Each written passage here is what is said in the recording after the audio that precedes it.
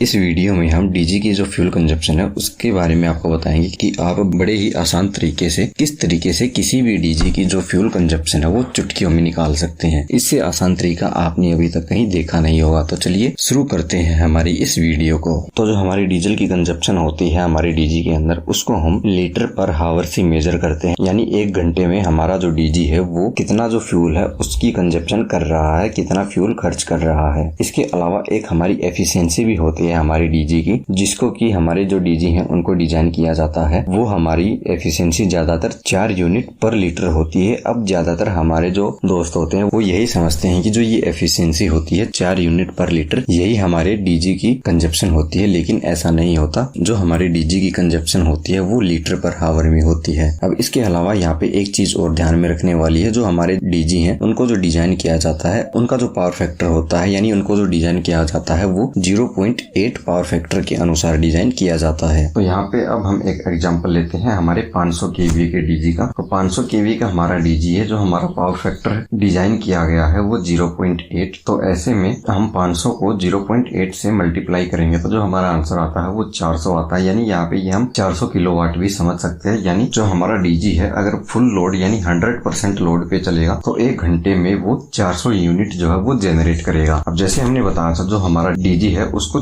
4 unit पर litre के हिसाब से डिजाइन किया जाता है। तो ऐसे में हम यहाँ पे 400 को 4 से डिवाइड करेंगे तो जो हमारा आंसर आता है वो 100 लीटर का आता है। यानी जो हमारा 500 केवी का डीजी है वो 1 घंटे में फुल लोड यानी 100% लोड के ऊपर 100 लीटर डीजल खर्च करेगा। ठीक ऐसे ही अगर हम इसका 80% का लोड निकालें तो 400 का हमें सबसे पहले 80% निकालना होगा। इसके लिए हमें 400 को 0.8 से मल्टीप्लाई करना है तो इसका जो आंसर आता है वो 320 आता है। यानी 80% लोड पे हमारा जो डीजी है ये 1 घंटे में 320 यूनिट जनरेट करता है। तो ऐसे में 320 डिवाइड बाई 4, तो जो हमारी डीजल की कंजप्शन यहाँ पे निकल के आती है वो 80 लीटर पर हावर की निकल के आ जाती है। इस प्रकार से आप किसी भी रेटिंग का डीजी हो, चाहे वो 500 केवी हो, 750 केवी, 1000 केवी, 1200 केवी, किसी भी रेटिंग का डीजी हो, उसकी कंजप्शन बड़ी ही आसानी से इस तरीके से चुटकियों में निकाल सकते हैं। इसके अलावा हम इससे भी आसान एक थंब रूल यहाँ पे आपको बताने वाले हैं, जिसकी मदद से आप इससे भी आसान तरीके से डीजी की जो फुल लोड यानी 100% लोड पे कंजप्शन है वो निकल के आ जाएगी। आगे बढ़ने से पहले दोस्तों, अगर आपने हमारे चैनल को सब्सक्राइब नहीं किया है तो आप हमारे चैनल को सब्सक्राइब कर सकते हैं, ताकि इलेक्ट्रिकल की ऐसी ही जानकारी भरी वीडियो हम आपके लिए लाते रहे।